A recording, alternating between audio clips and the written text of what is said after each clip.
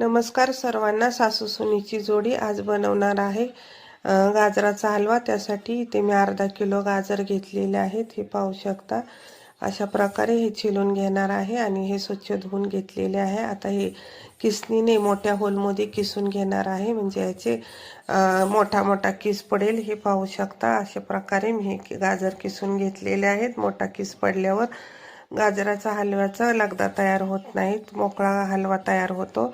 त्यासाठी काही ड्रायफ्रूट घेतलेले आहे। कढई गरम करून त्याच्यामध्ये 2 चमचे साजूक तूप घालून काजू बदामचे काप आणि मनुके तळून घेतलेले आहेत। हे पहा, गुलाबी रंगावर तळून झाले की काढून घ्यायचे आहेत आणि त्याच्यातच 1 चमचा आणखी साजूक तूप घालून हा सर्व किस मी त्या तुपावर घालून घेणार आहे। हे पहा, अशा प्रकारे त्याच्यावर सर्व गाजराचा किस घालून 1-2-3 मिनिटांसाठी मी फुल गॅसवर याला फ्राय करून थोड्या वेळासाठी झाकून ठेवणार आहे।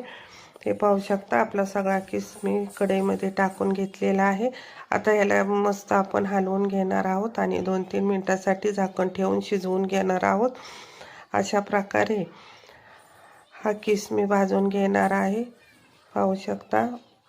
आता तुम्ही जर नवीन चॅनलवर नवीन असाल तर चॅनलला सबस्क्राईब करा, लाईक करा, शेअर करा आणि कमेंट करायला विसरू नका।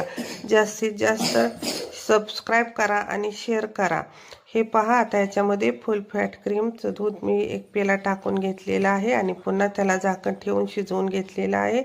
हे पहा, आपले गाजर आता शिजून झालेला आहे, आपला किस। आता याच्यामध्ये आपण वरून जे तळून घेतलेले ड्रायफ्रूट आहेत ते टाकून घेणार आहोत। हे पहा, हे तळलेले ड्रायफ्रूट टाकून ह्याला मिक्स करून घेणार आहे आणि इथे मी 50 ग्रॅम खवा घेतलेला आहे, तोही याच्यामध्ये घालून घेणार आहे आणि त्याला छान मिक्स करून घ्यायचं आहे। हे सर्व मिक्स झाल्यानंतर अर्धी वाटी साखर घालून तेही छान आपण मिक्स करून घेणार आहोत। हे पाहू शकता। आता हे सर्व एकजीव झाल्यानंतर याच्यामध्ये अर्धा चमचा विलायची पावडर टाकून घेणार आहे आणि त्याला पुन्हा साखरेचं पाणी सुटल्यामुळे त्याला पुन्हा झाकण ठेवून मी हलवा आपला एकदम ड्राय होईपर्यंत त्याला मी झाकून शिजवून घेणार आहे। हे पाहू शकता। आता हे सर्व मिश्रण मी मिक्स करून घेऊन आता ह्याच्यामध्ये अर्धा चमचा विलायची पावडर टाकलेली आहे, पाहू शकता। साखरेमुळे पाणी सुटलेलं आहे। आता ह्याला हे झाकण ठेवून शिजवून घेतलं। हे पहा, आपला हलवा एकदम ड्राय झालेला आहे। आता याला सर्विंग बॉलमध्ये काढून त्याच्यावर मी पनीरच्या किसणीने थोडा खावा किसून गार्निशिंग करणार आहे। अशा प्रकारे आपला हलवा तयार आहे, पाहू शकता। कलरही सुंदर आलेला आहे। कशी वाटली हलव्याची रेसिपी कमेंटमध्ये सांगा। धन्यवाद।